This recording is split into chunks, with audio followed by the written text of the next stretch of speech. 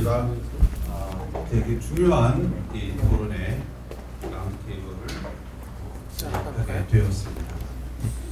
뉴스타파는 여기 계신 분들, 독자들의 조직도 하고 사회 모두의 공통제고, 누구나 함께 참여하고 또 책임을 지고 논의해야 될 것입니다. 이 토론의 장을 뉴스타파 언론노조 직후에서 마련하는 것은 좀 획기적이고 되게 고무적이며 감사하다는 말씀을 드리고 싶고요. 학계에 탁월하신 연구자 그리고 활동하고 계시는 학자들이 이 부분에 책임을 공감하여 깊은 논의 해주시는 것 감사를 드립니다. 앞서 그 발표를 들으셨지만 어떤 분들은 좀 점잖하게 하셨고 어떤 분들은 좀 분명하게 이야기하셨습니다. 뉴스타파는 압도적인 탁월성으로 이미 평가를 받았죠. 사실 두말하면 잔소리입니다. 그리고 뉴스타파는 말씀 주신 대로 이제 사회적 자산이 되어서 우리가 잘 케어하고 만들어 가야 될 그런 무기입니다. 그럼에도 불구하고 과연 그 정체가 계속해서 변화하고, 그래서 이 탄핵이라고 하는, 이 내란이라고 하는, 쿠데타라고 하는 사실 어떤 이상한 어떤 이 괴물적 상황에서 그에 따라 본 미디어의 어떤 본 사회적 정치적 환경에 비춰 변화하고 있는지, 정체성이라는 것을 이 안에서 어떻게 고민하고 있는지, 거버넌스 구조는 정말 저널리즘의 수행에 적절하게 바뀌고 있고 이루어지고 있는지, 뉴스타파는 바깥에 열려 있는 것인지 아니면 닫혀 있는 체계인지 되게 심각한 문제제기 혹은 자문했던 포인트들을 짚어주시기도 하셨습니다. 그래서 저는 지금부터의 토론을 앞서 나온 발제와 특히 이 김승수 지부장께서 주신 말씀 논의의 길을 쫓아서 가려고 합니다. 지부장께서 이렇게 말문을 여셨잖아요. 뉴스타파가 어떤 것인지에 대해서 논의할 필요는 없습니다. 다 아는 것이니까 여기 있는 선수들끼리. 그건 뭐 자아자찬 이야기일 것이고요. 저도 그 이야기를 하고 싶지는 않습니다. 문제는 그 뉴스타파의 일정한 어떤 균열과 파열과 내부의 이견들이 있다라는 것이고요. 그에 대한 어떤 진지한 어떤 성찰적인 어떤 의식이 있음에도 불구하고 그걸 끄집어내고 토론하는 문화가 내부적으로 구성되지 못했다라고 하는 어떤 평가를 주셨습니다. 저는 이 부분이 듣고 싶었던 말이고요. 실제로 듣게 되어서 되게 정직한 언표라고 생각합니다.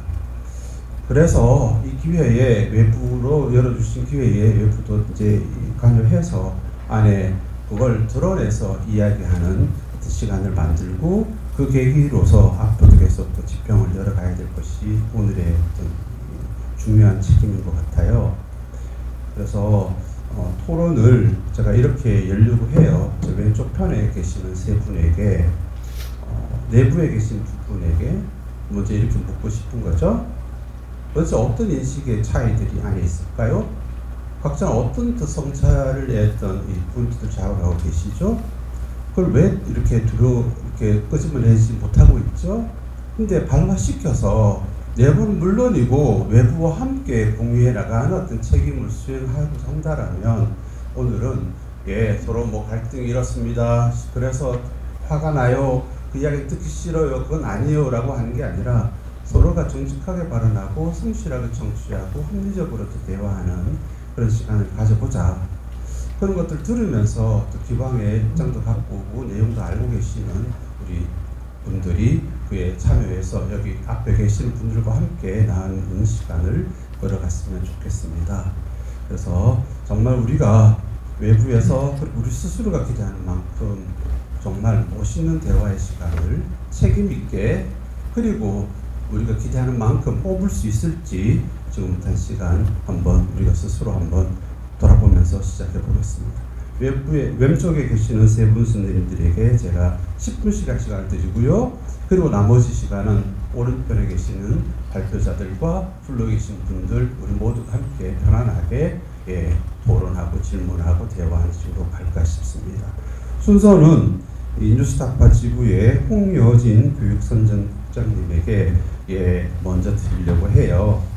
그래서 앞서 이렇게 발제해서 짚어지긴 했지만 그것과 더불어서 좀 짚어지지 않은 내부에서의 고민들, 좀 문제들, 끄집어내고 싶은 이야기들, 오늘 토론했던 주제들, 야마를 한번 찝어주십시오. 그리고 시민부 콘텐츠 총괄 에디터께서도 마찬가지로 생각하시는 바와 또 듣고 또 이런 또 말하고 싶은 바들을 끄집어내 주시면 좋겠고요.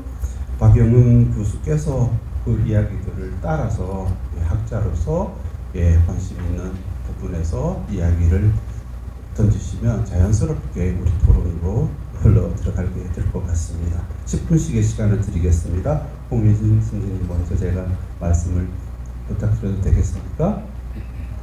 좋습니다.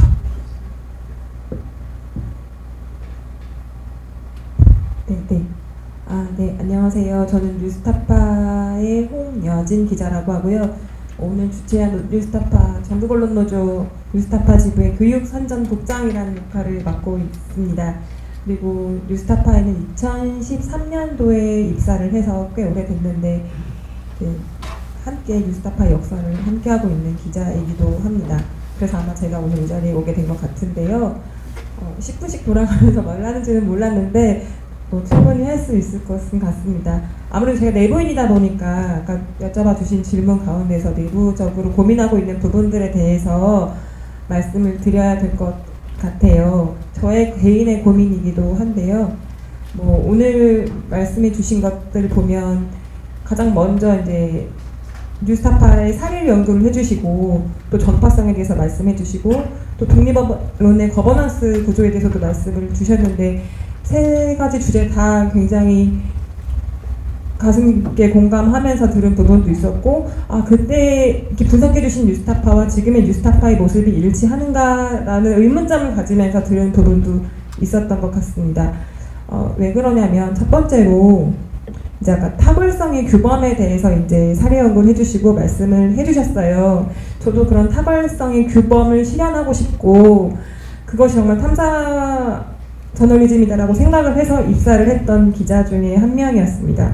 그리고 그렇게 되려고 노력을 해왔고 이제 아까 말씀해주신 타벌성이라는 진실성, 성실성, 정당성을 모두 갖춘 보도를 말씀을 하셨는데 그런 보도를 하고자 지향하고 노력을 해왔는데 이게 10년이 지난 지금에 와서 봤을 때 계속 그것을 이제 조직이 원하고 제가 또 조직이 원하는 대로 가고 있는가를 고민해 본다면 오히려 요즘 들어서는 그 세 가지 조건을 다 갖추지는 못하면서 보도하고 있는 것은 아닌가라는 생각을 할 때가 있습니다. 왜냐면 이렇게 얘기하는 사람도 있어요.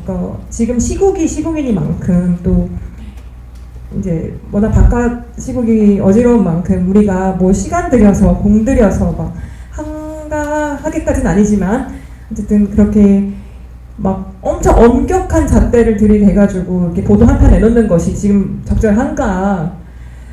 독자들이 원하는 시시때때로 발빠른 보도를 또 우리도 해줘야 되는 거 아닌가? 소위 말해서 현안 대응을 해야 하는 거 아닌가? 라는 그런 고민을 하는 구성원도 있고 반대로는 아무리 그렇다고 하더라도 뉴스타파 설립 목적이 있는데 우리가 그거 다 일일이 대응할 필요가 있는가? 라는 반대편의 고민도 있는데 그 사이에서의 잘 중심을 어떻게 잡아야 될지 잘 모르고 있는 상황인 것 같습니다. 저는 그렇습니다. 그리고 그런 구성원들도 꽤 있는 것 같고요. 그래서 그거는 우리가 추구하는 가치가 아니야 라고 한쪽에서 말을 하면 또 반대쪽에서는 아니 그게 탐사보도가 원래 뭔데 그러면 1년에 한두 편 보도하면 그게 탐사보도야? 시간 많이 들이면 탐사보도야? 라고 하면서 반론을 제기하는 사람도 있는 거고요. 그런 서로 간의 이견이 존재하는 것이 지금 뉴스타파의 사실 현 주소입니다. 그래서 저도 어느 순간 자기 검열을 하게 되는 부분이 있더라고요. 이렇게 솔직하게 말씀을 드려도 되는지 모르겠는데 저는 주로 교육, 노동 분야를 많이 취재를 해왔는데 요즘 같은 시국에는 내가 이걸 하고 싶다고 해서 계속 한다고 주장하는 것이 과연 조직에 도움이 되는 것인가? 이런 생각을 하기도 하고요. 뭐 보도를 해도 조회수도 잘 안 나올 만한 이슈인데 요즘은 정치적인 이슈에 가장 관심이 많은데 물론 우리 미션 스테이트먼트나 아까 말씀 주신 뉴스타파가 추구하는 컨텐츠 3가지 큰 주제에 해당하는 보도이나 이걸 여기에 지금 시간과 자원을 계속 내가 쓰겠다고 주장하는 것이 맞는가? 라는 생각을 하기도 하면서 발제나 뭐 취재나 이런 거에 약간 좀 움츠러드는 측면이 있었던 것은 사실입니다. 그렇게 제가 개인적으로 바라는 것은 그럼에도 불구하고 하라 왜 안 하냐 오히려 이제 다그치고 더 해라 뭐 이런 걸 바랄 때도 있는데 저도 잘 모르겠어요. 지금이 그런 것을 요구해야 할 때인가 아니면 모든 자원과 역량을 지금은 아까 그 3가지 컨텐츠 큰 주제 가운데서 타각성의 규범이 조금은 좀 부합하지 않더라고 하더라도 이 계엄이라는 상황과 또 명태균 이슈라든지 어쨌든 정치적인 이슈의 모든 것에 영향을 집중해야 할 때인가 어떤 것이 정말 우리 뉴스타파의 탐사보도에 부합하는 것인가 라는 고민을 늘 갖고 살아가고 있습니다. 그리고 그런 고민하는 구성원들 사이에서 이제 갈등도 조금 있는 것 같고요. 네. 그래서 그런 부분은 사실 저도 오늘 이 토론을 들으면서 답을 찾고 싶었고 여기 계신 분들께 질문을 좀 드리고 싶기도 했습니다. 그리고 그와 동시에 또 하나가 지금 제가 뉴스타파의 초창기에 입사를 했을 때와 굉장히 달라진 점이 유튜브의 지형이 많이 바뀌었어요. 그래서 예전에는 그냥 보도에만 집중을 했으면 됐다면 지금은 기자가 이제 외부 채널에 나가서 발언을 하는 것도 보도 못지않게 영향력을 행사하고 있고 또 시청자들에게 정보 전달하는 역할을 하고 있기 때문에 이제 예전에는 굳이 고민하지 않아도 됐던 타 매체 채널에 대한 출연 문제라든지 SNS에서의 발언이라든지에 대해서도 이제 기준이 좀 필요한 거 아니야? 라는 또 얘기가 나오는 상황인데 그 기준에 대한 것도 다 서로 간의 층위가 좀 다르거든요. 어떤 기자는 이 정도는 좀 너무 정파적인 거 아니야? 라고 생각하는 사람이 있고 또 어떤 기자는 이건 충분히 할 수 있는 거 아니야? 라고 이제 생각하는 기자도 있는데 여기에서의 이제 정파성에 대한 기준점 언론의 기자로서의 탐사보도 매체가 기자로서 말할 수 있는 표현의 자유의 제한의 기준점은 어디로 두어야 될 것인지 이것도 저희 기자들 사이에서 굉장히 지금 숙제처럼 안고 있는 고민인 것 같습니다. 저 역시 고민이어서 최대한 네 그래도 표현의 자유는 존중하되 우리가 취재한 범위 안에서 말을 하는 걸로 하자라는 내 혼자만의 이제 기준점을 가지고는 있는데요. 근데 그것도 좀 애매모호해서 이런 부분에 대한 이견도 저희 뉴스타파 내부에 있다라는 말씀을 좀 드리고 싶고 고언을 좀 듣고 싶었다라는 거가 있고요. 이제 그러니까 내부의 얘기를 궁금해하시니까 아까 이 발제문 중에서 맨 마지막에 그 거버넌스에 대해서 말씀을 해주셨는데요. 그 재단에 대해서 말씀을 해주셨어요. 과연 재단에 대한 평가는 누가 하는가? 또 재단이 이제 뉴스타파를 위해서 뭐라고 해주셨더라? 네, 뉴스타파 설립 목적에 대해서 제대로 제 역할을 하고 있는가? 그리고 그런 얘기들을 해주셨어요. 그리고 이제 이거는 사실 뉴스타파 초창기의 모습과는 굉장히 달라진 구조의 모습이기 때문에 저희도 고민하는 부분인데 지금 아까 여기서 적혀있지만 뉴스타파를 대표를 선출하거나 뉴스타파 이사회에 직접적으로 기자가 관여하거나 일선 기자들이 관여하는 경우는 없거든요. 사실은 기자 입장에서는 저희 조직의 수장을 뽑는 일이기 때문에 또 재단이 하는 일이 뉴스타파의 일에 무관하지 않기 때문에 사실 좀 관심도 가고 이런 측면이 있는데 평가를 하는 것도 조심스럽고 어떤 개입을 하는 것도 조심스러운 측면이 있고 함부로 말하기도 좀 어려운 측면이 있는데 어디까지 재단과 뉴스타파의 관계 설정을 해야 할 것인가 이런 부분도 계속 구성원 사이에 좀 이견이 되는 부분 중에 실제로 존재하고 있습니다. 또 하나는 바뀐 것 예전에는 이제 편집회의란 여기 아까 3번째 발제에서 말씀 주셨는데 독립언론의 경영과 편성 편집 자율성의 엄격한 구분하고 이렇게 물음표를 주셨는데요. 58페이지에 그걸 보면서 실제로 뉴스타파 내부 구성원들 사이에서도 계속 이 저희 보도를 정하는 편집회의에 대표가 참석하는 것이 타당하냐 아니냐라는 걸 가지고 계속 논란이 있었어요.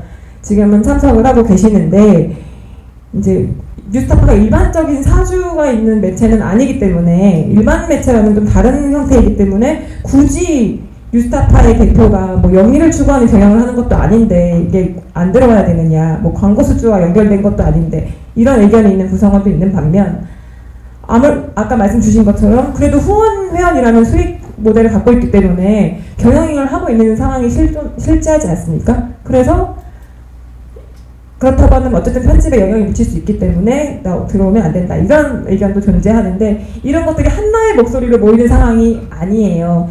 예전에는 되게 규모가 작았을 때는 이런 것에 대한 큰 이견이 없이 그냥 쭉 흘러왔는데 10년이 지난 지금에 와서는 아까 크게 보면 이제 이런 거버넌스 구조에서의 이견, 또 편집회의에서의 이견, 그리고 3사 보도가 무엇인가에 대한 이견, 뭐 이런 것 등등의 여러 가지 다양한 목소리가 존재하면서 예전에는 길이 되게 간단했다면 지금 되게 길이 여러 갈래로 나뉜 것 같은 그런 고민도 있고 아무래도 제가 노동조합에 속해 있는 구성원이어서 더 그렇게 생각을 하는지는 모르겠지만 그래서 10년 넘게 일한 기자 개인이 예전에는 오히려 보도하고 취재하기가 조금 더 쉬웠다면 요즘엔 더 많은 고민을 하고 보도하기가 더 어려워졌다는 고민이 있다라는 말씀을 좀 드립니다. 10분이 다 된 것 같습니다. 네.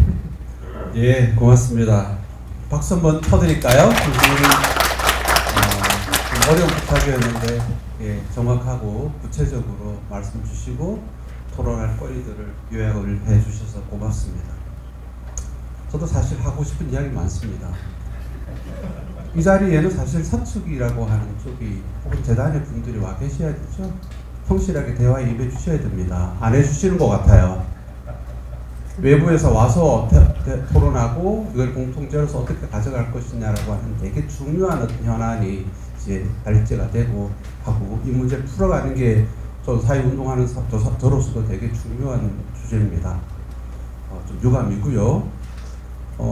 이번 이 탄핵 국면에서 많은 젊은 여성들이 이른바 응원봉을 들고 나왔었습니다. 그때 그녀들은 계속해서 이렇게 말했죠. 우리는 계속 바닥에 있었고 자리에 있었어 라고 하는 그 목소리를 담기 위해서는 그냥 계속 카메라 비추는 건 되지 않잖아요. 꾸준히 그 현장에서 그녀들은 어떻게 분투했는지 쫓아가서 주셔야 되고 동동여대를 파헤쳐야 되고 그 모든 것들을 엮으면서 광장으로 가고 거리에 가고 그녀들과 이야기를 나눠야 됩니다. 저는 이게 탐사 저널리즘이라고 생각하거든요. 뉴스타파에서 있었나요? 저는 없었다고 봅니다. 홍쌤이 그걸 자기 검열적으로 하지 못했다라고 말하는 순간 이건 뭐지 싶은 거죠. 이게 뉴스타파가 타파해야 될 어떤 체계가 아닐까요? 타파해야 될 거는 조중동이 아니에요. 레거시 미디어가 아니에요. 유튜버만이 아니에요. 부각된 MBC나 JTBC 말일까요? 뉴스타파를 어떻게 타파할 것이냐가 저는 솔직히 말해서 10년 전에 제가 뉴스타파의 구성원들에 던졌던 발제입니다. 저는 12년 전에 뉴스타파를 너무 사랑한다. 그리고 뉴스타파는 모든 것들을 해체시켰기 때문에 과거의 모델은 뉴스타파가 뜨는 순간부터 이미 끝났다라고 저는 생각했는데 이제 그 지점을 뉴스타파가 스스로 자문해야 될 것 같다는 생각도 들어요. 예, 흥미로운 주제가 이제 나오고 재미난 토론 될 것 같습니다. 신인부 선생님께서는 예, 나온 이야기들 또 다른 이야기들 예, 어떻게 푸실지 궁금합니다. 10분의 시간 드리겠습니다. 예. 제가 사실은 좀 전에 와서 그 발제하시는 것을 다 듣지는 못했습니다. 하지만 미리 발제문 전달받아서 읽어봤고요. 방금 이제 사회자분께서 사측에서 안 왔다고 하셨는데 제가 사측입니다. 저는 뭐 어느 순간 제가 사측이 되어 있어서 그래서 저를 부른 거라고 저 이해하고 있고요. 제가 이제 지금 이 자리의 맥락과 제가 정확히 일치되는 말씀을 드릴 수 있을지는 모르겠습니다. 다 듣지 못했기 때문에. 다만 발제문을 읽고 제가 들었던 생각들을 조금 말씀드리는데, 첫 번째 이제 뉴스타파의 가장 중요한 어떤 그 근거, 보도의 어떤 규범, 탁월성이다라는 말씀 주셨는데요. 저는 여기에 아주 100분 동의를 하고 있습니다. 100분 동의를 하고 이 연구를 이제 하실 때 인터뷰했던 기자 중에 한 명이 저인 것 같습니다. 다 잊어버렸는데 멘트들을 보니까 제가 한 것 같은 멘트들이 나오더라고요. 저는 100분 동의를 합니다. 이런 부분이 이제 고려가 돼야 될 거라고 생각하는데, 이 기사의 탁월성이라는 것을 저희가 생각할 때 대체로 그 탁월한 기사들은 언제 만들어지냐면 사건이 끝난 뒤에 만들어집니다. 사건이 끝난 뒤에. 그 유명한 말이 있지 않습니까? 미네르바의 부엉이는 황혼에 난다. 어떤 사건이 벌어지고 있을 때 그 사건에 대해서 보도를 한다는 것은 첫 번째로 굉장히 위험을 질 수밖에 없습니다. 리스크가 있습니다. 둘째로 지적해 주신 탁월성의 규범의 관점에서 보면 탁월성을 충족시키지 못할 가능성이 있습니다. 간단하게 요약해서 말하면 저희가 탁월한 보도를 생산하고 싶으면 과거의 일에 집중하는 것이 훨씬 유리한 전략이라는 뜻입니다. 이미 한 차례 뭐 수사가 됐든 아니면 뭐 감사가 있었든 이런 것들을 저희가 자료를 풀로 입수해서 그것을 오랜 시간을 거쳐 분석하고 그 자료에 어떤 점에 문제가 있는지를 찾아내고 그 당시에 관계했던 사람들 만나서 인터뷰하고 그러면 저희가 탁월성의 규범에 가장 가까운 기사를 만들 수 있을 겁니다. 그러나 뉴스타파는 언론사고 현재 벌어지고 있는 사건들을 외면할 수가 없습니다. 그리고 아직까지 제대로 그 조사나 수사나 감사가 이루어지지 않은 사건에 대해서 취재를 한다는 것은 굉장히 불충분한 자료를 가지고 어쨌든 한 방향으로 간다는 것을 의미합니다. 그것을 하지 않을 수 없습니다. 대부분의 이제 권력 감시, 살아있는 권력에 대한 감시와 비판 보도는 대체로 그러한 위험성을 지닌 보도입니다.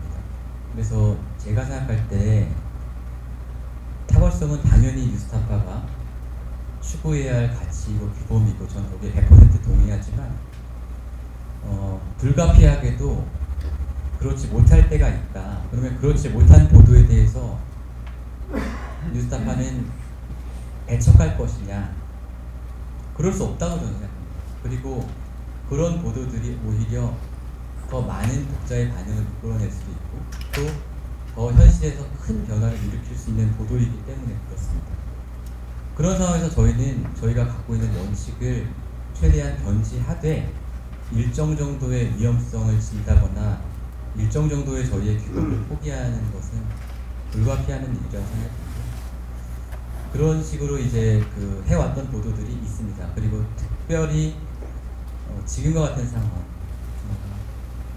계엄과 내란도 그렇고 그 전에 있었던 이제 뉴스타파에 대한 수사도 그렇고요. 그런 상황에서는 그런 보도의 비중이 더 높아질 수밖에 없었던 사정들이 있다고 생각을 합니다. 예, 그것이 제가 이제 탁월성의 규범에 대해서 드리고 싶었던 말씀이고요. 두 번째로 정파성에 대한 말씀이 있었습니다.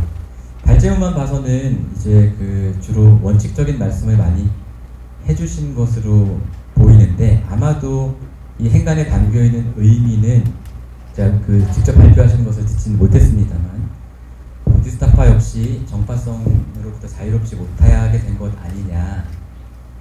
특히 최근에 이제 일련의 보도와 관련해서 그런 말씀을 주셨을 거라고 짐작이 됩니다.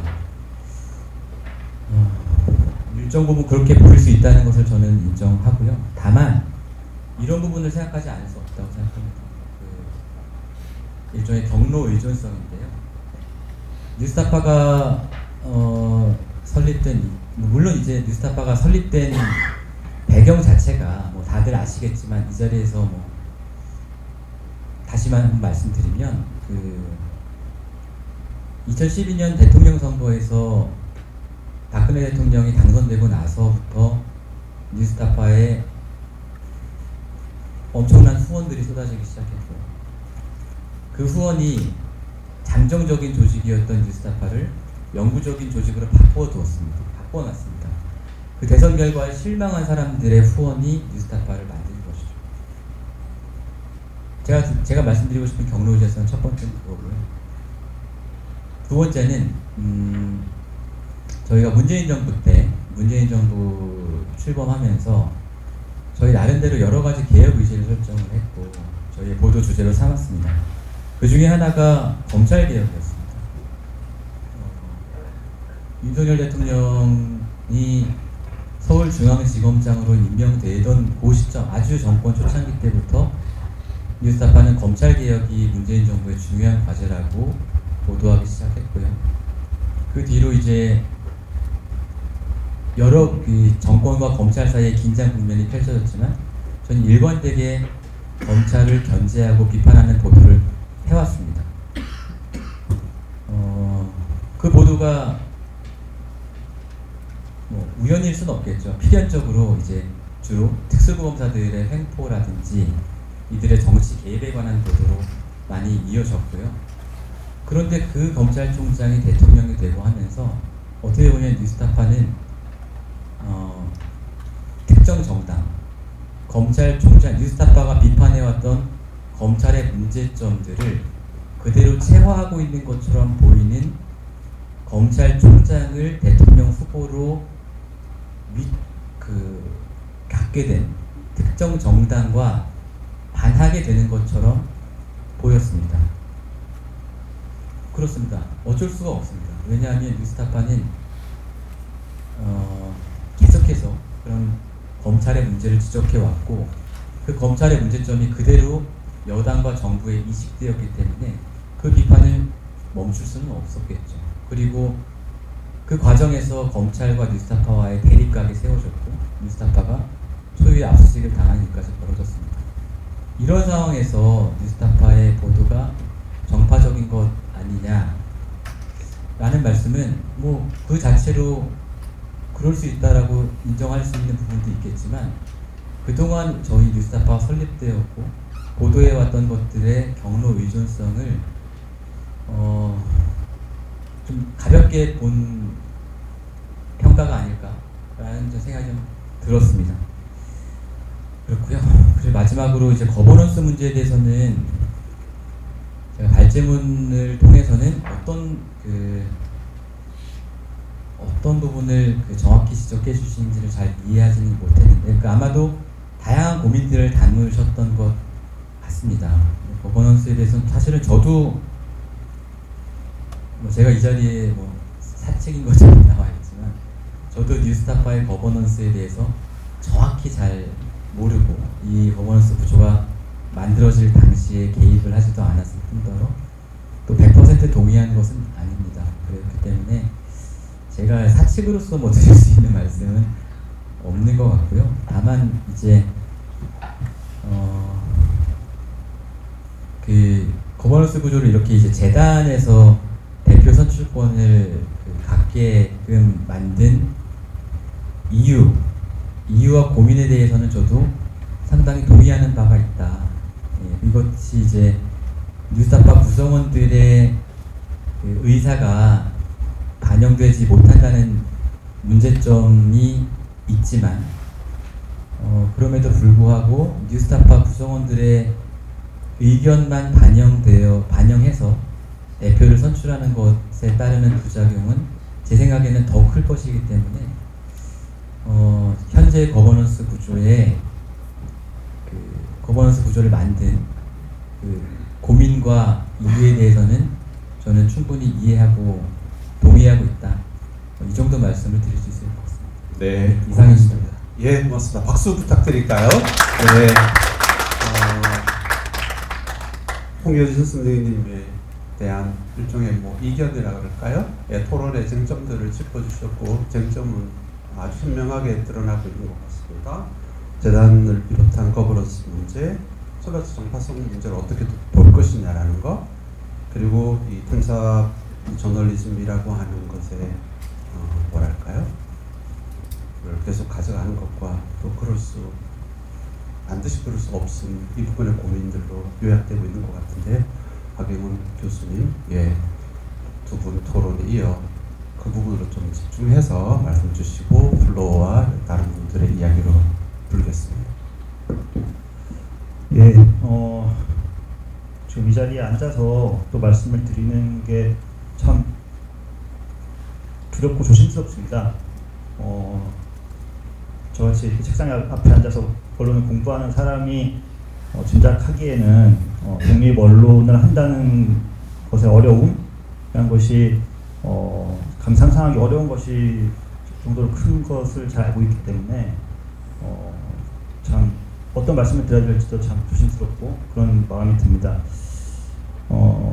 독립 언론의 어려움이라는 말씀을 드리는 것은 예컨대 이런 것이죠.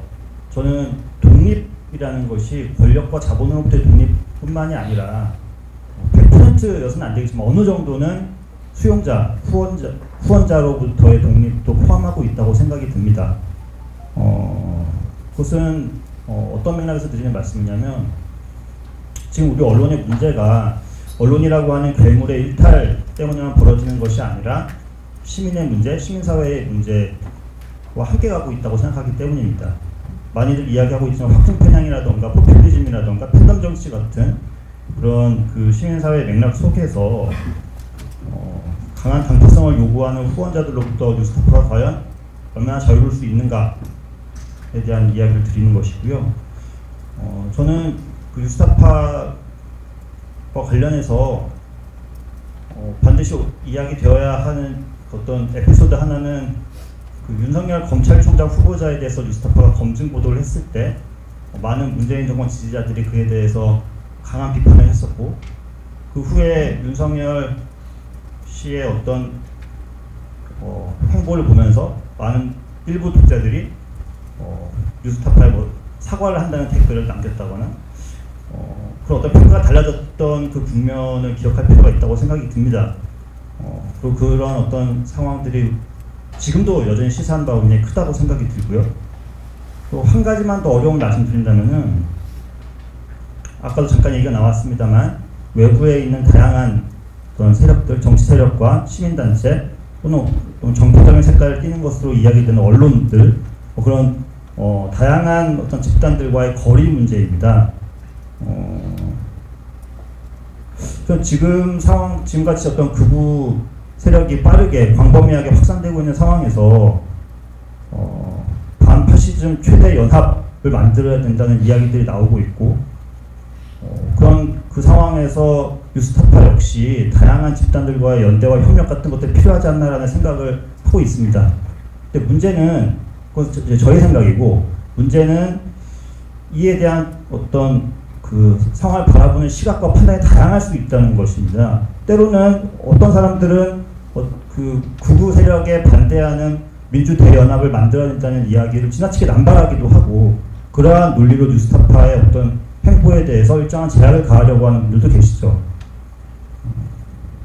이런 어떤 국면마다 사람마다 판단이 다를 수밖에 없는 상황에서 이 판단과 의사결정을 어떻게 해야 할 것인가의 문제가 뉴스타파 앞에 놓여있다고 생각이 듭니다. 또 어떻게 해야 되는가 뭐 학자들이 내놓는 이야기들은 늘 진부하니까 진부한 얘기밖에 드릴 수 없는데 오늘 나왔던 이야기들의 상당수는 전문직주의의 확립이라는 내용으로 좀 수렴된다는 생각이 들었습니다.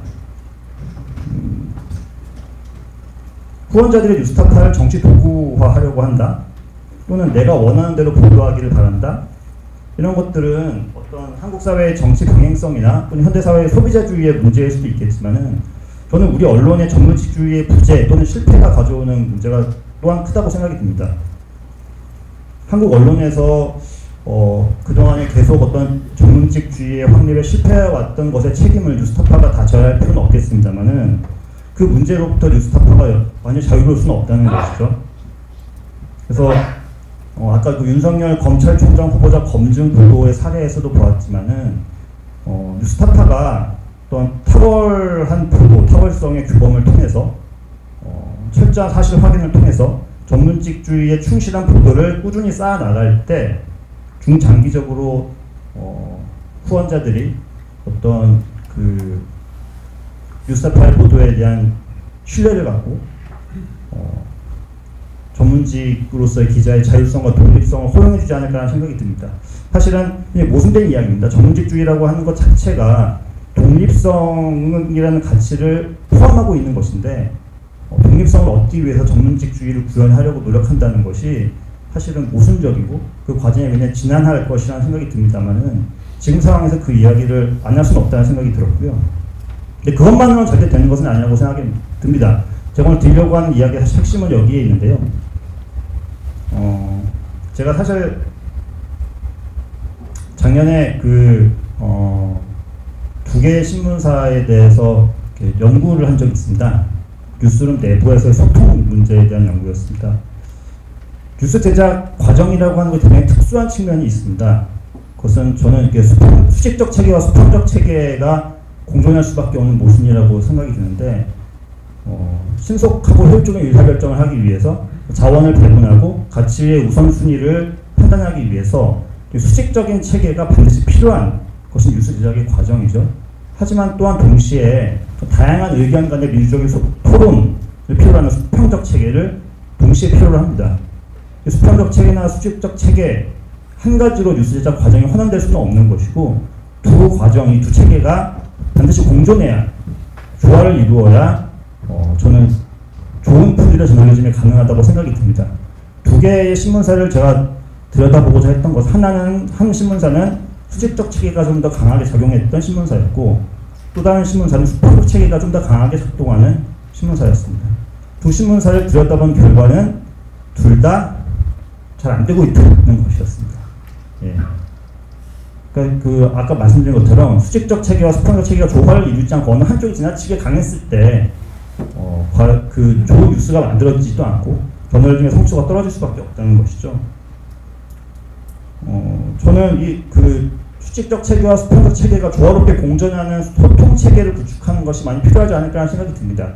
뉴스타파 내부의 소통 시스템에 대해서는 제가 잘 알고 있지 못하기 때문에 이 말씀을 드리면서 상당한 한계가 있을 수밖에 없겠지만은, 당위적 측면에서 이런 이야기를 드리지 않을 수밖에 없다고 생각합니다. 특히 제가 강조드리고 싶은 것은 수평적 체계에 대해서 좀 더 고민을 해봐야 된다는 것입니다. 왜 이런 말씀을 드리냐면은, 사실은 기존의 뉴스 생산 시스템에서는 수직적 체계가 오랫동안 유지되어 왔고, 많은 언론인들이 이 수직적 체계는 당연한 것이라고 생각해서 이 체계만큼은 굉장히 견고하게 유지가 됩니다. 여기에 대한 의미 부여는 많은 언론인들이 이미 합의된 부분입니다.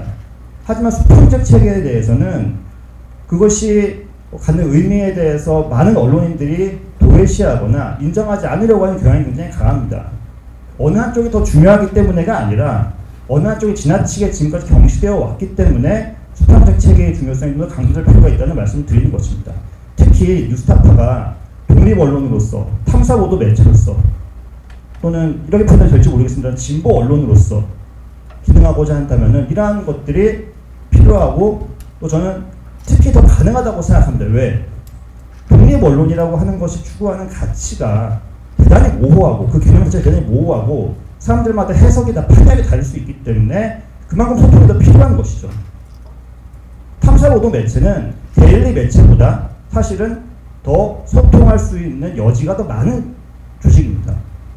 진보 언론이라고 하는 것, 최근에 진보라고 하는 가치가 무엇을 의미하는가에 대해서 많은 이견들이 존재합니다. 누군가는 검찰개혁이 진보적 가치라고 이야기할 수 있고, 누군가는 젠더와 기후보도가 더 중요한 가치라고 이야기할 수 있습니다. 어느 하나가 틀렸다고 생각하지 않습니다. 이 문제는 소통으로 풀어나가야 하는 것이죠. 그래서 독립 언론으로서의 탁월성이라든가 정체성을 찾아나가는 과정 속에서 이 소통의 수평적 체계가 굉장히 중요하고, 이 부분에 대한 고민들이 많이 필요하다는 생각이 듭니다. 아까 김동완 박사님 발표에서 독립언론실천위원회가 유명무실화되었다는 이야기를 듣고 많이 안타깝다는 생각이 들었습니다. 많은 매체에서 그 어떤 기존의 어떤 소통 체계들이 무력화되는 과정들이 관찰되고 있는데, 노조에도 좋고 기자협회도 좋다고 생각합니다. 또는 그 외의 형태도 좋다고 생각합니다. 뉴스타파가 지금까지 혁신적인 과정을 통해서 이 지금의 단계까지 왔다면은 다른 언론 매체에서 지금까지 없었던 새로운 소통 시스템에 대한 고민도 필요하다고 생각합니다. 그래서 또 그걸 채널이라고 해도 좋고 플랫폼이라고 해도 좋겠지만은 서로 다른 생각을 가진 시니어 기자들과 주니어 기자들, 선배와 후배, 팀장과 팀원들이 만나서 서로를 이해하고 합의에 이를 수 있는, 합의에 좀 더 한 발 더 가까이 다가갈 수 있는 소통 체계를 구축하는 것이 필요하다는 생각이 들고, 조직 어떤 경영진들은 이러한 소통 체계를 조직 구성원에 대한 시혜나 요식별차로 생각하지 않고 실질적인 권한을 부여해야 할 것이고요. 그리고 젊은 기자들도 냉소나 방관이 아니라 이러한 체계에 적극적으로 참여해서 시기와 함께 대화하려고 하는 노력들을 많이 기울여야 한다고 생각이 듭니다. 제가 잘 모르는 상황에서 이런 얘기를 드려 참 여전히 끝나는데도 참 두렵고 조심스럽습니다만 여기까지 일단 하도록 하겠습니다. 감사합니다. 네, 고맙습니다. 박수 부탁드리겠습니다. 네, 박영훈 선생님 열변 토하시는 거 옆에서 보니까 저는 약간 좀 찐하게 감동적입니다. 이상하게요. 신문 기자셨고 그 안에 조직의 문화, 저널리즘에 소위말해서 여러 하고 있는 방식들에 불만이 있으시니 또 바꿔내야 되겠기에 작게로 오셔서 열심히 공부하고 계십니다. 저는 사회운동을 하고 있는데요. 똑같은 고민을 하고 있습니다. 저희 꼰대들은요, 빨리 이거 해야 되니까 빨리빨리 해라고 하면 저희 활동가들은 아니요, 그 목적이 중요한 게 아니라 이 과정 민주주의가 되게 필요합니다. 이렇게 시비를 합니다. 맨 처음 동의가 안 되고 겁이 죽겠는데 왜 저렇게 딴지를 걸어 했는데요. 저희 이렇게 하면서 돌아보고 하면 그 말이 맞았습니다. 그게 우리는 운동의 민주화라고 부르거든요. 그렇지 않으면 운동은 불가능합니다. 박영훈 선생님이 뉴스타파가 보여준 모델은 보도에서도 있지만 정말 새로운 어떤 대안의 이 모델 그 자체로서도 정말 나타나야 될 것 같다라는 희망과 기대, 그 가능성을 말씀해 주셨는데 저는 되게 강한 발제라고 생각됩니다. 토론의 주제들이 이렇게 모여들었습니다. 뉴스타파가 지향하는 것들을 해야 될 것과 그러하지 못하는 어떤 사정의 고민, 이 정파성이라는 것은 뉴스타파라는 어떤 조건에서 어떻게 우리가 숙고해야 될 것이냐라고 하는 주제, 그리고 어떻게 이걸 먹고 사는 이 이코노미라고 하는 혹은 그걸 규정해 나가는 어떤 조직의 문제 등등으로 이야기가 좀 수렴되고 있는 것 같고요. 오른쪽에 분들은 분명히 토론할 것들, 반론할 것들이 있으셔서 시간이 필요할 것 같습니다. 플로어에 계시는 분들도 자유롭게 말씀하실 수 있습니다. 단 플로어에 계신 분들은 누구신지 이렇게 말씀 주시고 질문 혹은 의견 주시면 좋겠고요. 있으시면 언제든지 손 들어주시면 제가 마이크를 드리겠습니다. 있으시면 바로 지금도 손 들어주시고요. 먼저 마이크 옮겨주시겠습니까? 저는 뉴스타파 홍주환 기자입니다. 저의 고민은 제가 이제 뉴스타파 들어온 지 거의 5년이 조금 넘었는데 그때보다도 뉴스타파가 조금씩 계속 커지고 있고 계속 커져가고 있다고 생각합니다. 기자도 뽑고 사람도 계속 뽑고 있고요. 저의 고민은 뉴스타파가 이렇게 규모가 커지다 보면은 과연 자본으로부터 독립한다는 게 가능할 것인가라는 고민입니다.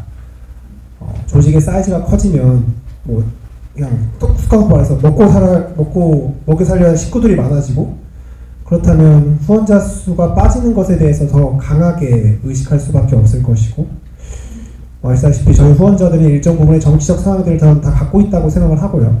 대다수가.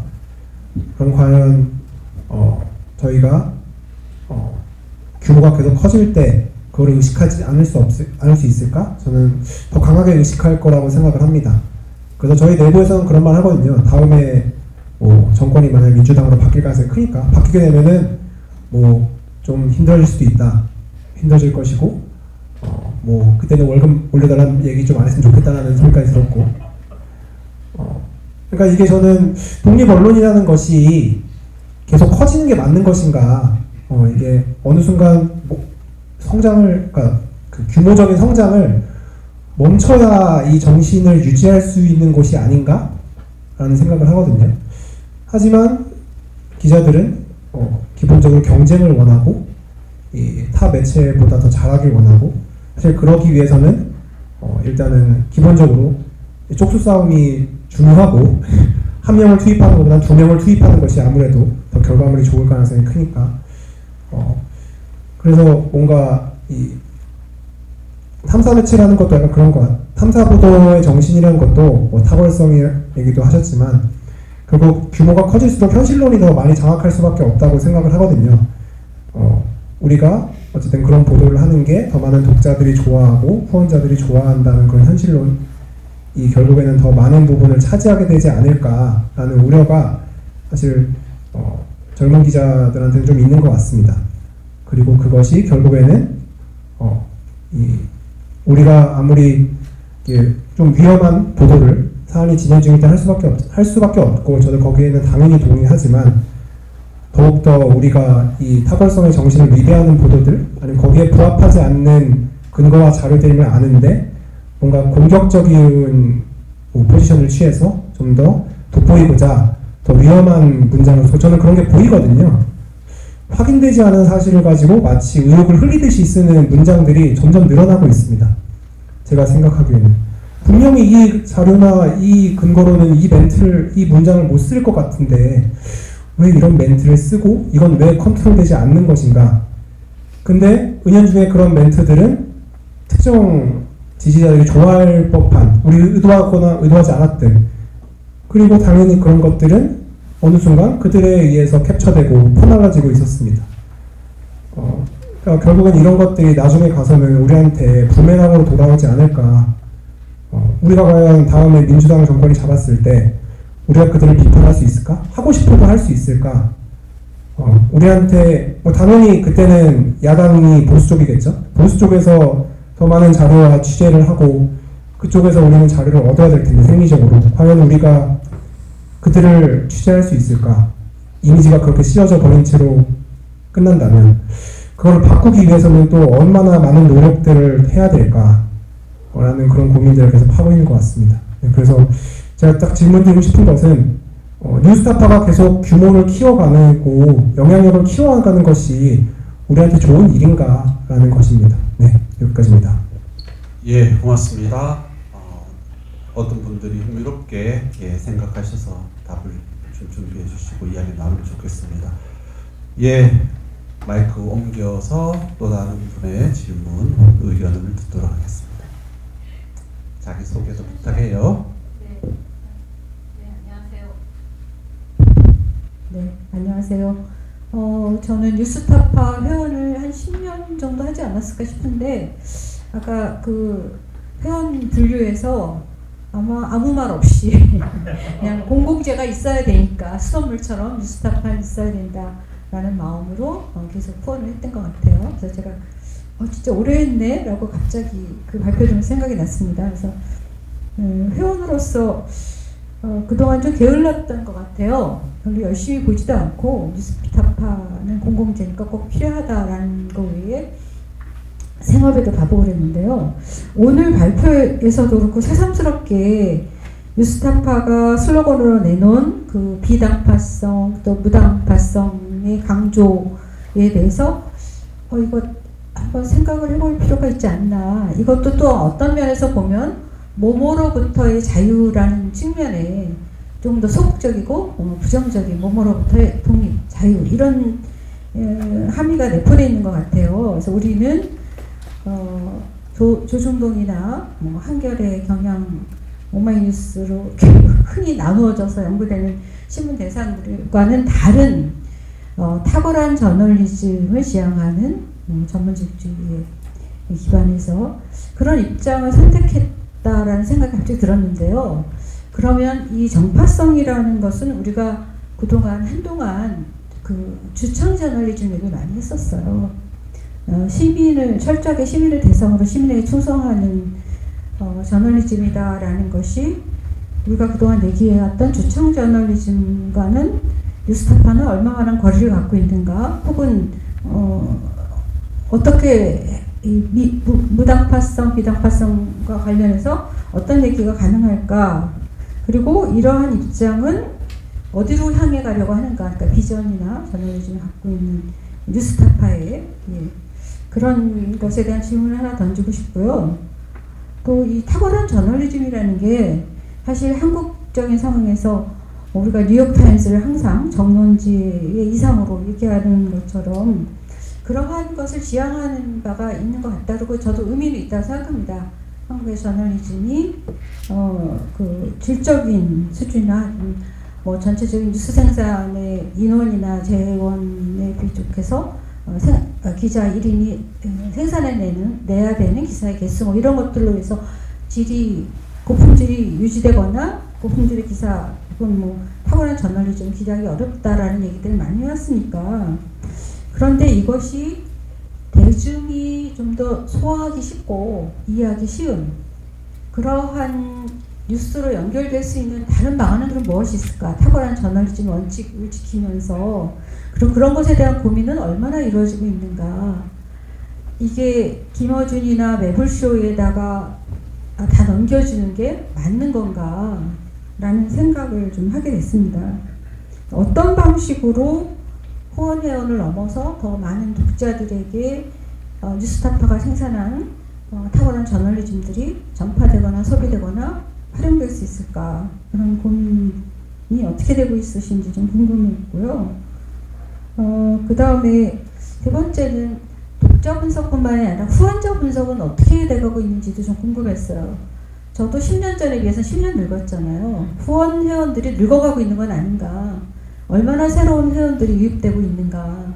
3만이라는 숫자가 어떤 미래, 뉴스타파의 어떤 저널리즘의 미래를 어떤 방향으로 얘기해주고 있는가. 이거는 최근에 여러 군데 독자들이 늙어가고 새로운 세대의 변화에 대한 얘기를 하는 것과도 연관되어 있다 싶어서 좀 그런 고민이 필요하다고 생각하는데요. 왜냐하면 제가 여기 말고 그 진실 탐사 그룹 셜록인가 하는 조그만 주로 이제 그 사회 사건들을 탐사 보도를 하고 있는 매체를 후원을 하고 있는데요. 그 행사에도 제가 좀 자주 갔습니다. 근데 그 그룹이 지향하는 바는 독자들과 친분성, 후원 회원의 확보 뭐 이런 여러 가지가 있는데 굉장히 친근함을 끌어내려고 노력을 많이 하는 것 같아요. 근데 저는 사실 뭐 언론학자이기도 한데 언론학자인데도 뉴스타파 세미나 올 때마다 약간 뭐랄까 주변부 손님 같은 느낌을 들을 때가 많이 있어요. 이유는 뭐냐면 이미 아는 사람끼리만 많이 오기 때문에 아는 사람끼리 인사하고 굉장히 좀 엘리트 그룹이다 라는 저한테조차도 그런 인상이 드니까 그렇지 않은 일반 직장인이 퇴근 후에 과연 찾아오는 얼마나 될까라는 게 드는데 이건 제가 뭐 잘 몰라서 그럴 수도 있습니다. 뉴스 상영회도 하고 영화 상영회도 하고 여러 가지 퇴근 후 활동들을 많이 하셨는데 제가 뭐 시간이 없어서 못 가본 경우들도 꽤 있어서 그냥 좀 궁금해서 묻습니다. 짧게 한다고 3개나 됐네요. 죄송합니다. 네, 주실 말씀 많으시는데 자기가 누군지는 정확히 밝히지 않은 저분은 P 교수라고 동민 연구자라고 제가 이니셜로만 소개를 드리겠습니다. 많은 고민, 흥미로운 토론감을 또 던져버리셨습니다. 시간은 되게 부족한데요.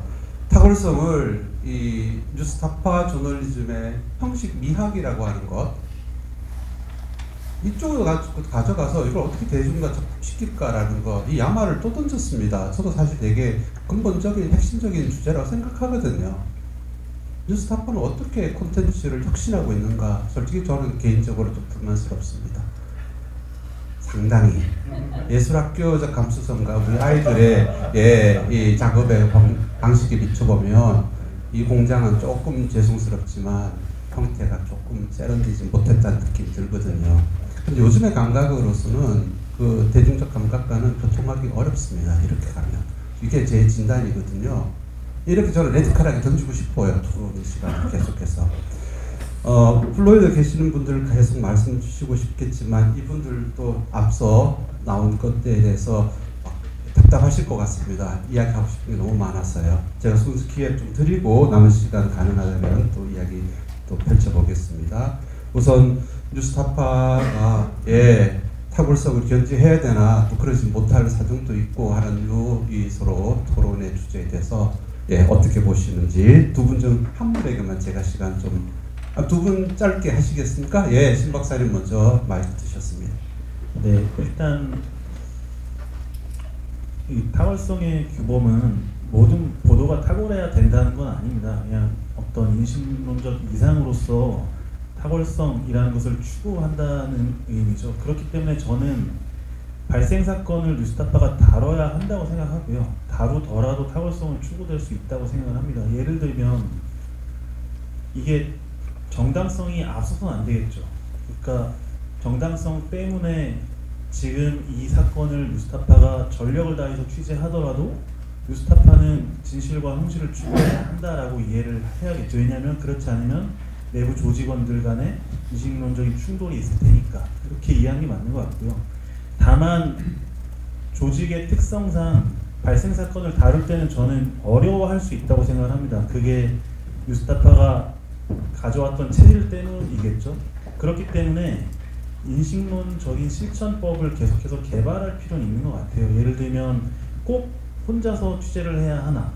협업을 좀 더 다양하게 할 수는 없나? 혹은 내부에서 한 가지 주제를 짧은 시간에 더 진실하고 성실하게 취재하려면은 누가 얼마나 어느 시간 동안 어떻게 투입돼야 하는가 뭐 그런 것들을 좀 더 다채롭게 구상해 볼 수 있다고 생각을 하고요.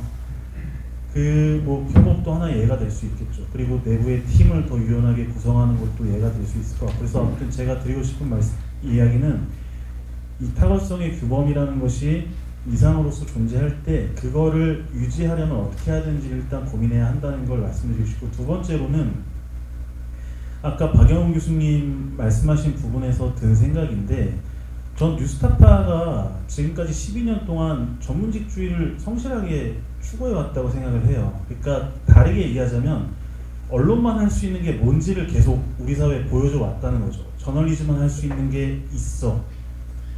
근데 지금 이 시국 예를 들면 이 탄핵 국면에서는 언론이 하고 있는 게 너무 많다는 거죠. 뉴스타파만 할 수 있는 게 잘 안 보이는 국면인 것 같아요. 왜냐하면 저널리즘이 지금처럼 잘하고 있는 때가 별로 없는 것처럼 다 같이 뛰어들어서 뭔가를 물어뜯고 아무튼 그러고 있습니다.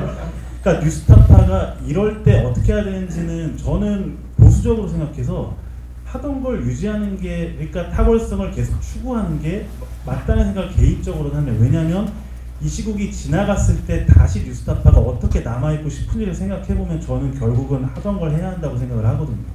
어차피 이 시기는 지나간다. 그래서 지금 이 시기에 타골성을 추구하려면 어떻게 해야 되는지 그 방법을 좀 더 다양화해야 한다. 그래서 그 후원 회원 차원에서도 아까 이제 홍주환 기자께서 이게 커가는 게 과연 좋은가 혹은 그게 어떻게 우리가 바라봐야 할지에서도 말씀을 하셨지만 개인적으로는 뉴스타파가 던져야 할 질문은 과연 이 시국이 지나고도 누가 남아줄 것인가 혹은 우린 누구를 남기고 싶을까를 고민해야 하지 않을까 싶어요. 그러니까 지금 5만까지 이르렀다고 저는 들었는데요. 4만이 될 수도 있고 3만으로 줄 수도 있지만 뉴스타파는 누구와 함께 갈 것인가 그리고 우리가 지금처럼 이걸 유지했을 때 누가 남을 것인가를 고민하는 게 맞지 않을까?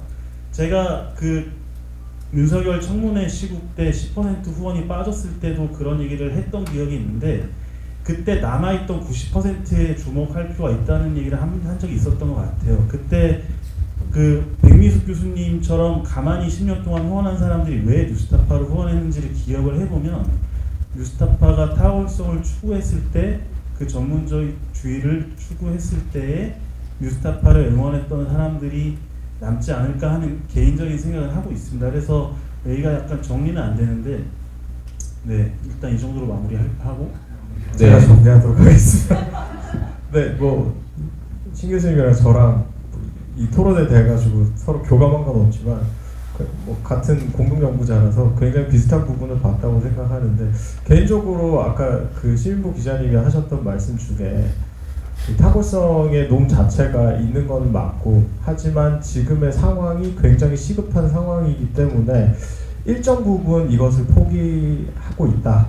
그리고 그것에 대해서 지금 플로어에 계신 여러 기자님들의 의견을 들어보면 조직 내부에서 그 문제를 어떻게 바라보아야 될지에 대해서 일종의 그 위기감을 감지하고 있는 것 같아요. 근데 저는 개인적으로는 뉴스타파는 여전히 굉장히 젊은 언론사고 굉장히 작은 조직이라고 생각하거든요. 그래서 작다는 건 소통할 수 있는 여지가 굉장히 많이 있다는 거고 젊다는 건 이 일정 부분의 포기가 과연 어느 정도 수준이어야 하는가에 대해서 이 시국이 지나고 나면 충분히 어떠한 내부적인 평가를 내릴 수 있을 거라고 생각합니다. 그러니까 저희 논문의 제목이 취약성과 지속성 사이인데요. 그러니까 언론이 사회 속에 있고 지금 이 사회가 굉장히 빠르게 변하기 때문에 뉴스타파가 이야기했던 추구하고자 했던 이 타고성의 규범이라는 게 저희는 가장 비슷한 모델로 찾은 게 1985년에 테드 그레스 할아버지께서 쓰신 논문이었거든요. 그러니까 굉장히 전통적인 탐사보도 저널리즘, 그러니까 교과서에다 발견해볼 법한 프로페셔널 저널리즘에 굉장히 가까운 모델이란 말이에요. 그러면 그것을 변화하는 사회 속에서 지켜내기에는 분명히 취약성이 있는 부분은 일정 부분 우리가 감안하지만 과연 지금의 뉴스타파가 겪고 있는 이 일정 부분의 포기가 탐사보도 저널리즘으로서 뉴스타파의 지속 가능성을 보증해 줄 것인가, 그 부분에 대해서 좀 고민해 보셨으면 좋겠습니다. 네. 지금 내리는 것이 과연 이 시국이 지났을 때도 뉴스타파의 지속 가능성을 어느 정도 보장해 줄 것인가. 네. 예, 고맙습니다. 옆에 마이크를 바로 넘기겠습니다. 신 교수님, 나왔던 토론 이야기 해주시죠. 네, 심석입니다. 여러분이 말씀하신 내용들이 이제 조금씩은 다 저하고도 제가 발제했던 내용하고 관련이 좀 있고, 특히 우리 신윤보 기자께서 토론을 제 발제를 듣지는 않았지만 발제문을 가지고 얘기를 하신 부분도 있고, 또 사실은 걱정하시는 것처럼 제가 뭐 뉴스타파 보도가 전파적이다 이런 이야기를 안 했어요. 사실 저는 언론 윤리 관련해서 논의할 때마다 제가 이제 현업 기자 생활을 한 30년 했기 때문에 항상 무슨 이야기 하다 보면 저는 이제 제 뒷골이 막 당기는 게 너는 잘했냐라는 생각이 머릿속에 항상 들어있고, 그리고 실제로 현장에서 일을 하다 보면 겪을 수 있는 문제들이 뭐가 있을까에 대해서 생각보다 많이 알고 있기 때문에 아직은 덜 잊어버렸기 때문에 말을 좀 세게 못합니다.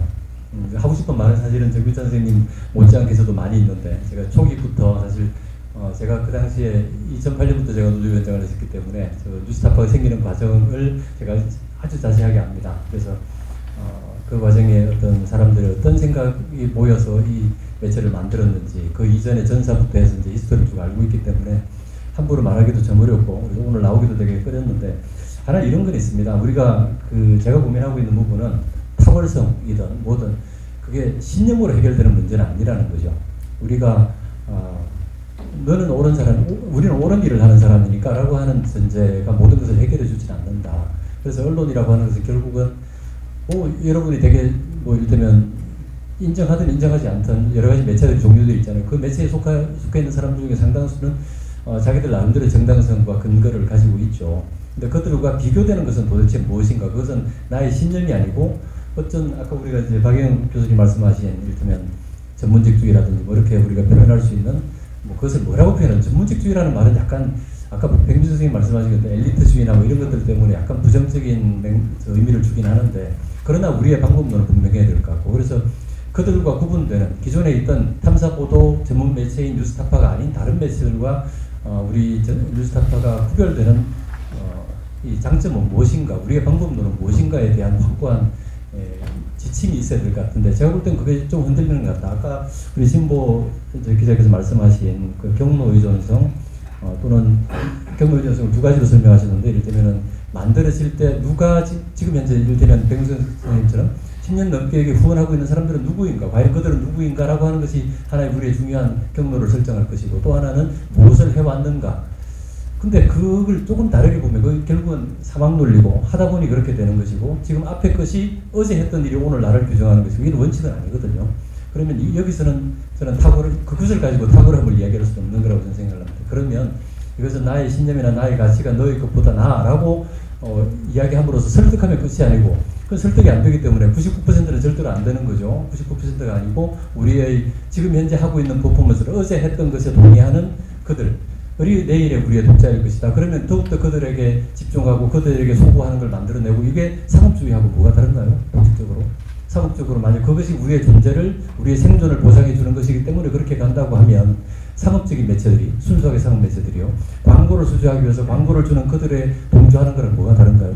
그래서 저는 이건 좀 사실은 제가 이제 무책임한 발언인데, 여기서부터는 저는 이제 제가 뉴미디어 조직이나 이런 걸 운영하거나 만들 때 항상 보수적으로 했습니다. 그게 이제 홍주환 기자님에 대한 질문에 대한 답변이기도 한데, 이게 공격적이고 확장적이고 하면 결국은 그 경로가 어제 내가 했던 일에서 못 벗어나죠. 그러면 우리의 어떤 존재를 규정하는 것들에 대해서 본질로 자꾸 돌아가지 않으면, 본질로 돌아가서 본질과 원칙으로 가지 않으면 결국은 우리는 타입할 수밖에 없는 거고, 그래서 오늘 타입하면 내일은 조금 더 타입해야 되는 거고, 이런 일들이 반복되다 보면 우리의 본질적인 차이는 희석되고 점점 쇠락해가고, 결국 남는 것은 우리의 매체력과 어제 영화와 우리의 조직과 조직 논리, 이런 것들이 남게 되는 거죠. 그래서 제일 무서운 게 저는 조직 논리라고 생각을 합니다. 그래서 탁월함이라고 하는 것이 신념을 넘어서는 어떤 방법론적인 측면이어야 된다고 생각을 하고, 그것을 전문직주의라고 표시하든 뭐라고 이야기하든 그것들이 내재화되는 게 되게 중요하다고 생각하고요. 정치적, 여기 모든 사람들 다 정치적 성향이 있죠. 무정파와 무당파와 비정파성은 구분해야 됩니다. 비정파성은 우리 모두 속에는 다 누구나 정파성이 있어요. 지난 대선 때 누구 찍었고, 지금도 속에 누군가의 정치적 의도는 다 있죠. 그러나 방법론적으로 그것이 드러나지 않고 절제되어야 되고 관철되어야 되는 것, 그게 이를테면 외관으로서의 또는 절차로서의 방법론적인 이야기인데, 그걸 무시하고 모든 사람은 다 정치성이 있잖아 뭐 등등으로 가버리면 끝없는 주관지에 흐름에 그냥 빠져버리는 거죠. 그래서 그 부분을 좀 명확하게 했으면 좋겠다는 생각이 들고요. 그래서 그 운영 원리까지, 조직 운영 원리까지 관철될 수 있는 그런 원칙이 좀 필요하지 않을까, 그런 생각을 했습니다. 예, 고맙습니다. 예, 이제 우리 10분 정도의 시간 더 쓰고요. 이제 저희 토론 오늘은 마쳐야 될 것 같아요. 그래서 좀 다급하지만 플로에 계신 분들 혹시 기회가 필요하시면 손 드시고 빠르게 말씀 주시고요. 네. 예. 조금 더 시간을 여유를 좀 두고 말씀을 드리려고 했는데 빠르게 해야 되나? 왜냐하면 지난 이제 자기 소개 또 네, 부탁드립니다. 저는 뉴스타파 황일순 기자입니다. 제가 뉴스타파 시즌 2 2012년에 합류를 해서 지금까지 이제 있고요. 12년이 이제 지났죠. 근데 12년 동안 많이 아파졌어요. 몸도 마음도.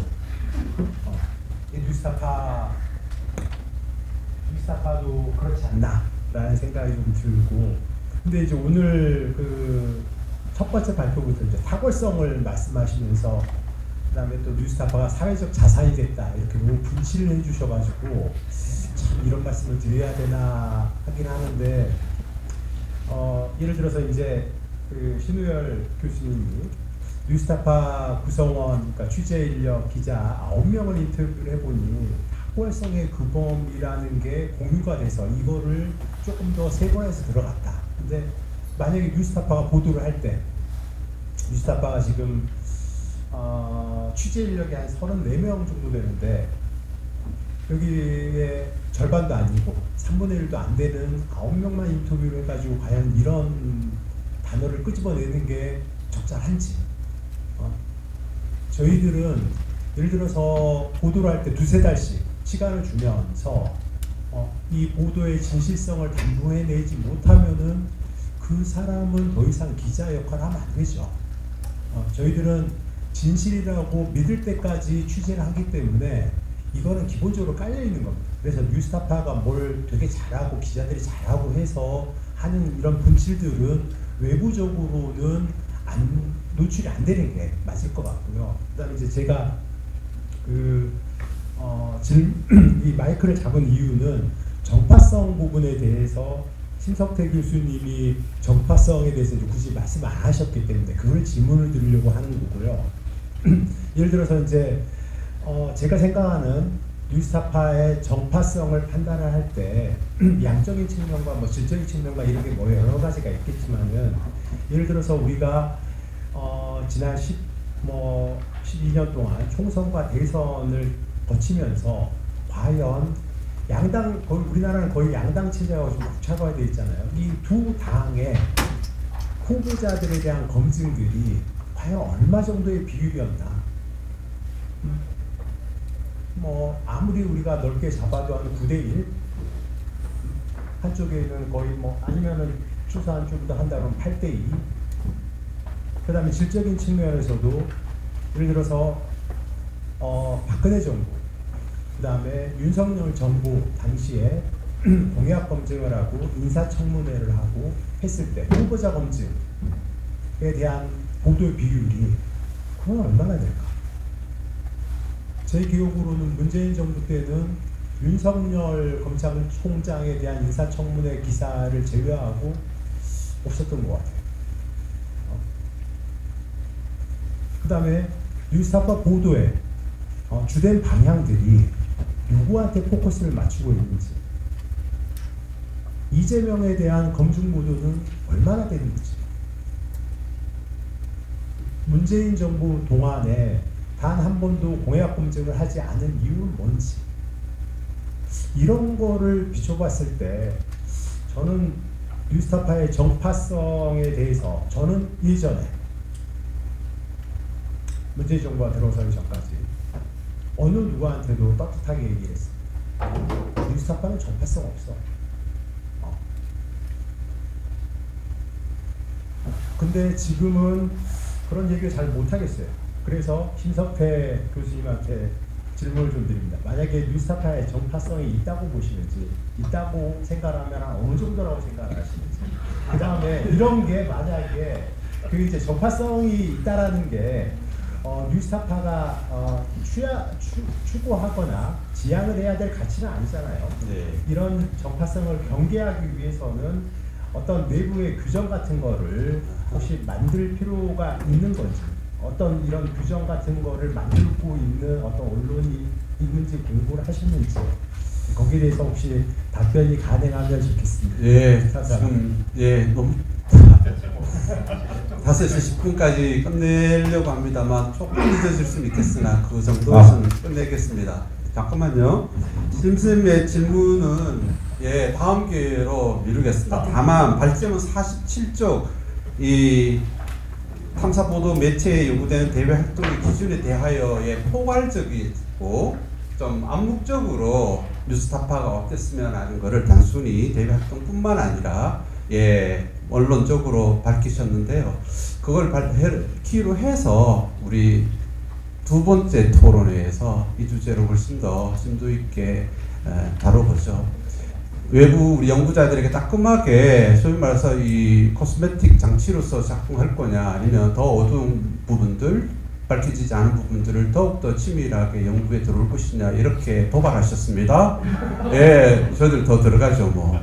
훨씬 더 정밀하게 따져보고 짚고 드러내고 그래야 저는 수술을 해보자라고 하는 아주 호의적인 제안을 저희들이 받겠습니다. 지금 이제 한 5분 정도 남아 있는데요. 저 오른쪽 김동원 선생도 워낙에 오늘 많은 이야기를 이렇게 터뜨렸고 이것도 얼마만큼 시간을 필요로 할지 모르겠습니다만 좀 오버려 주십시오. 하고 다음 토론 주제로 가져가도록 해주고요. 말씀 듣고 세 분에게도 짧지만 말씀 기회를 드리도록 하겠습니다. 빨리 하겠습니다. 일단 저는 시민보 에디터님을 사칙이라고 보지 않습니다. 그 이유는 뭐냐면은 연구자가 어떤 부분에 연구를 할 때는 노사든 뭐든 간에 한 발자국 멀어서 보면 다 똑같아 보여요.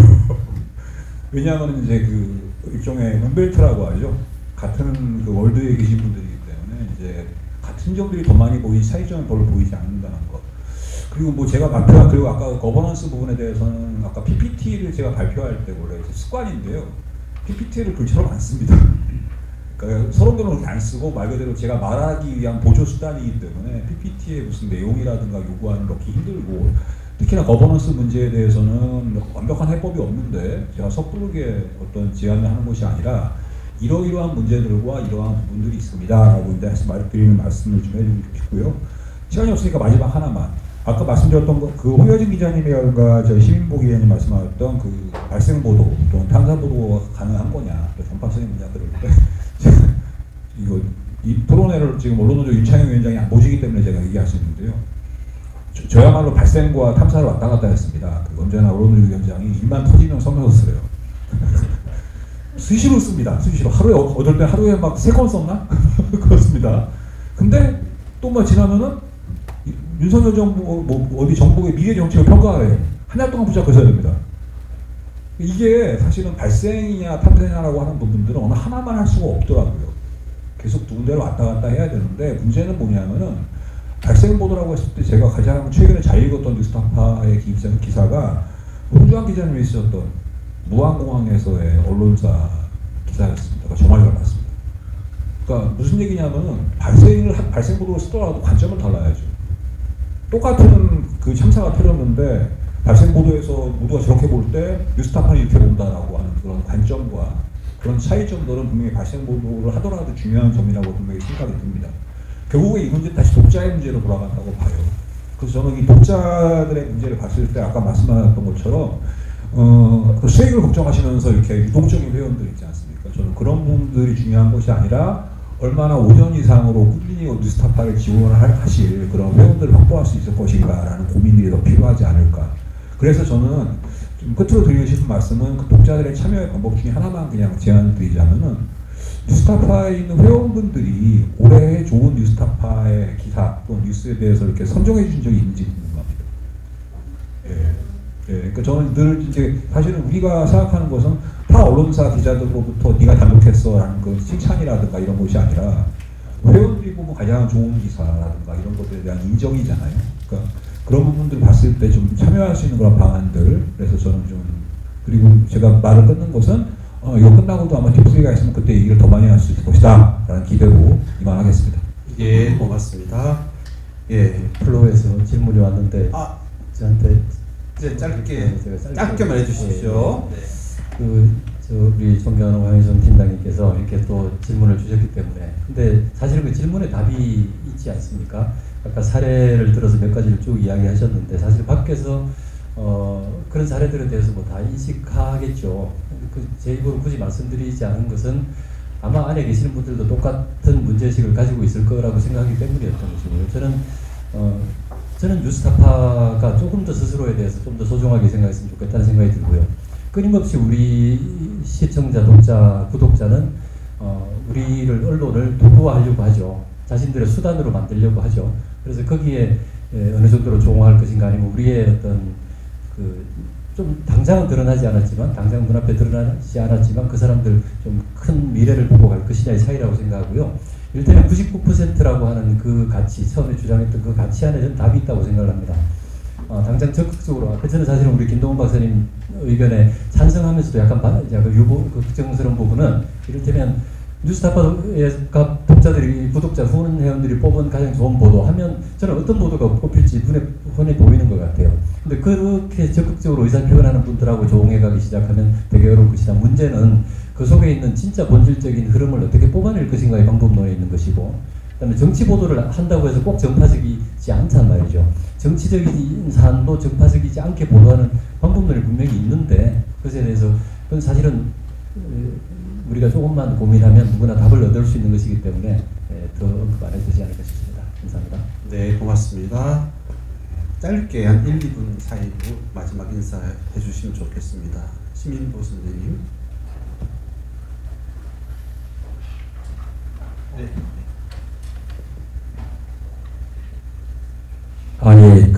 어쨌든 오늘 이런 자리가 마련된 것에 굉장히 큰 의의가 있다고 생각하고요. 또 저희 자리에 참석해 주신 분들하고 또 연구자분들께서 이렇게 뉴스타파에 대해서 애정을 가지시고 조언해 주신 부분에 대해 대단히 감사를 드리고요.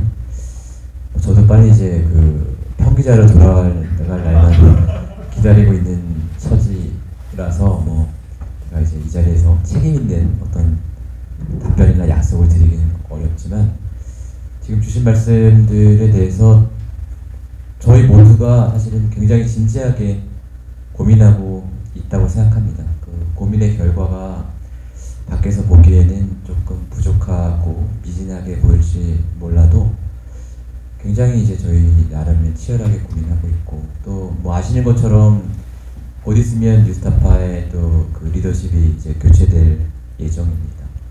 그런 시기에 지적해 주신 부분 그리고 던져주신 질문들에 대해서 저희가 조금 더 저희의 그 존재의 의의와 설립 목적에 맞는 답을 낼 수 있도록 저도 n분의 1로서 열심히 노력하겠다는 말씀드립니다. 예. 네, 고맙습니다. 홍효진 선생님. 네, 아까 저는 내부에 어떤 이견들이 있다라는 현상을 전달을 해드렸는데 단순히 어느 순간 저도 이제 10년 넘는 이 조직의 한 일원으로서 이견 사이에 있는 게 아니고 그 사이에서 중심을 잡아서 제안을 할 수 있는 구성원이 되어야겠다라는 생각을 좀 해보게 됐고요. 오늘 주신 말씀 중에서 3가지가 가장 마음에 남는데 상황 논리가 원칙은 아니다. 신념을 넘는 전문직주의가 있어야 한다. 그 발생 보도를 하더라도 관점은 달라야 한다라는 그런 말들을 좀 오늘 토론회를 통해서 좀 새기고 기자 개인으로서도 좀 뉴스타파다운 보도할 수 있도록 노력해야겠다라는 생각을 합니다. 그렇게 한 명 한 명이 그렇게 노력하다 보면 또 저희 길이 또 더 멋지게 나지 않을까라는 생각을 하고 오늘 와주셔서 정말 감사합니다. 예, 고맙습니다. 예, 박수님 혹시 짧게 말씀 주시죠. 저는 짧게 제가 뭐 신석태 교수님 어록을 평소에 수집하는 팬이긴 합니다. 오늘 참 좋은 말씀을 들어서 적어놨습니다. 보도의 탁월성은 신념이 아니라 방법론을 통해서 구현되어야 한다. 뉴스타파 구성원들이 앞으로 서로 이렇게 이견을 좁히기 위한 토론을 할 때 신념을 묻는 것이 아니라 방법론을 서로 따지는 이야기를 하신다면은 서로에게 뭐 상처를 주는 그런 소모적인 싸움이 아니라 의미를 주는 좀 생산적인 토론이 될 수 있지 않을까 생각을 하면서 응원하고 있겠다는 말씀 드리겠습니다. 감사합니다. 네. 사실 오늘 토론 맞고 이 라운드테이블 진행할 때 우리 안에서 뭐 이렇게 치고받고 싸움은 아니더라도 언성이 높아지지는 않을까 살짝 우려했습니다. 전혀 그렇지 않았고요. 되게 성실하게 말씀 주시고 또 진지하게 청취하셨고 우리가 겪고 풀어갈 숙제들을 또 지혜롭게 우리가 관여해야 될 본질들을 잘 정리해 주셨습니다. 심의생 말씀대로 레짐 교체가 이루어지고 있네요. 단순히 대표 교체 문제가 아니잖아요. 이 뉴스타파의 어떤 새로운 전기가 필요하다라고 하는 것은 제가 봤을 때 모두가 다 갖고 있는 어떤 공간인 것 같아요. 어떤 게 우리가 꿈꾸고 필요한 것인지 소위 말해서 이제 어두워지고 있는 이 시절의 지혜가 어떤인지 뭔지는 모르지만 비상해야 되겠죠. 거기 학계와 시민사회도 많은 고민하고 지혜를 갖고 들어올 거고요. 뉴스타파 내에서도 김용진 사측 그리고 우리 노동자들께서도 저희와 함께 계속 이야기해 주시길 부탁드립니다. 저는 한국 사회에 심각한 교체가 이루어지고 있다고 생각합니다. 신부의 교체이고요. 젠더의 교체입니다. 저는 이 부분에 근본적인 변혁이 필요하다고 생각하고요. 그 부분에서 과연 우리는 어느 포인트에 쓸 것인가가 되게 문제가 던져졌다고 생각합니다. 낡은 것은 사라질 수밖에 없고 새로운 것은 떠오를 수밖에 없습니다. 저희 언론연대에 두 분의 활동가가 계십니다. 그분들의 세계가 펼쳐지고 있고 저희는 낡은 그 대표들은 후각으로 밀려나 있습니다. 그렇지만 열심히 진지하게 교통하면서 5명의 활동가가 사회에서 그래도 말씀하신 나름의 진지한 성실성에 탁월까지는 아니지만 열심히 성실한 진가를 저는 내고 있다고 생각합니다. 뉴스타파는 것도 훨씬 더 큰 책무를 갖고 있고 강성을 갖고 있습니다. 여기 계시는 젊은 식구들은 저는 빼어난 선수들이라고 오늘 저는 다 오기 전에 각각의 저는 프로파일도 다 봤습니다. 뭘 하고 싶어 했는지 어떤 이력을 갖고 왔는지 여기서 뭘 하고 있는지 대략적으로 봤는데요. 그들의 희망과 가능성이 정말 펼칠 수 있는 무대를 함께 만들어가는 토론 앞으로도 기대하고 꼭 뉴스타파 그렇게 되도록 길을 찾아가보도록 하겠습니다. 같이 3시간 넘게 발표하고 토론하고 질문하고 고민해 주신 모든 분들 감사드리고요. 우리 중계되고 있는 것 같이 봐주신 분들께도 감사드립니다. 오늘 토론 이렇게 마치겠습니다. 수고하셨습니다.